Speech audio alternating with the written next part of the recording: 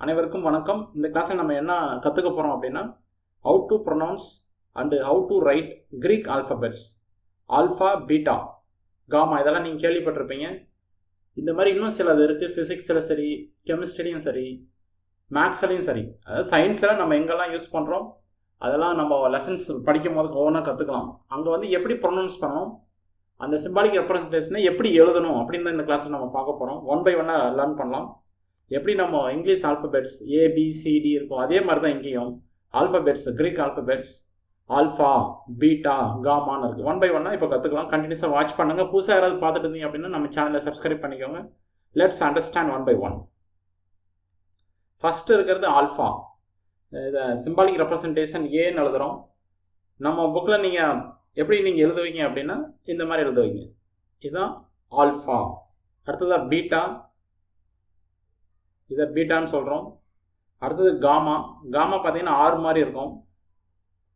இது gamma. Next நம்ம பார்க்க போகிறது டெல்டா. ட்ரையாங்கிள் சிம்பிள் மாதிரி இருக்குல்ல, அதான் டெல்டா.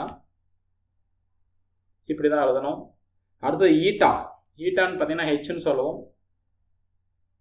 என் மாதிரி இருக்கும், கொஞ்சம் அப்படி கீழே நீட்டி விட்றீங்க. அதுக்கு அடுத்ததாக இருக்கிறது தீட்டா. ஒரு சர்க்கிள் போட்டு உள்ளே ஹெச் போட்டிருக்காங்க, அது தீட்டா. நம்ம டெக்ஸ்ட் புக்கில் இப்படி இருக்கும். அடுத்தது கப்பா. இது உங்களுக்கு தெரியும், எலக்ட்ரோ கெமிஸ்ட்ரியில் வரும் கப்பா. கே தான் கப்பா. இந்த மாதிரி கேவை கொஞ்சம் நீட்டி விட்றீங்க, அது கப்பா. அடுத்ததான் நம்ம பார்க்க போகிறது லாம்டா. இது உங்களுக்கு தெரிஞ்சது தான், ஃபெமிலியரான ஒன்று தான். வேவ் லென்த்துக்கு யூஸ் பண்ணுவோம். அதே மாதிரி எலக்ட்ரோ கெமிஸ்ட்ரிலையும் யூஸ் பண்ணுறோம். கண்டக்டன்ஸ் அப்படின்ற டாப்பிக்கில் யூஸ் பண்ணுறோம். மியூ கண்டக்டன்ஸ் என்ற டாப்பிக்கில் யூஸ் பண்ணுறோம். எலக்ட்ரோ கெமிஸ்ட்ரியில் நம்ம லேர்ன் பண்ணலாம். அடுத்து மியூ. மியூ பார்த்தீங்க அப்படின்னா இந்த மாதிரி இருக்கும். அடுத்ததாக இருக்கிறது நியூ. இதை என்னன்னு சொல்கிறோம். நியூ ஆறு மாதிரி கொஞ்சம் லெஃப்ட் சைடு பெண்டாக இருக்கும். நீங்கள் முன்ன கேஸில் பார்த்துறீங்க காமா. இது இப்போ நாம் பார்க்குறது நியூ. அடுத்ததாக நம்ம பார்க்க போகிறது பை. பிஐ என்ன சொல்லணும் அப்படின்னா பைன்னு சொல்லணும். இந்த மாதிரி தான் சிம்பிளாக இருக்கும்.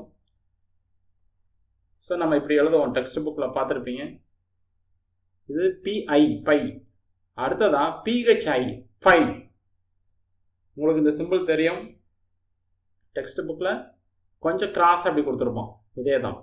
அடுத்ததாக பார்க்க போகிறது சை. சைன்றது எங்கே நம்ம படிச்சிருக்கோம் அப்படின்னா வேவ் ஃபங்க்ஷன் அப்படின்ற டாப்பிக்கில் படிச்சிருக்கோம். அட்டாமிக் ஆர்பிட்டலுடைய ரெப்ரசன்டேஷன் இதுதான்.